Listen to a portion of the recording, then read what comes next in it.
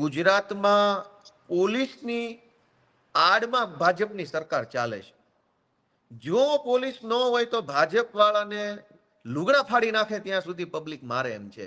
કોઈ પણ તાલુકા કોઈ પણ જિલ્લામાં ભાજપનો નેતા છે એ માર ખાધ્યા વગરનો પાછો ન આવી શકે એટલી હદે લોકોની અંદર રોષ છે.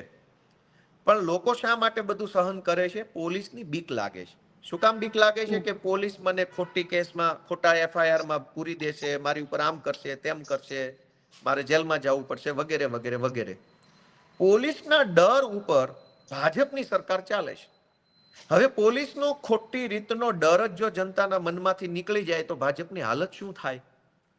હવે ડર નીકળવા માટેના રસ્તાઓ કોણ કોણ છે? આ જિગ્નેશ મેવાણી, ગોપાલ ઇટાલિયા, ચૈતર વસાવા, આ બધા યુવાનો.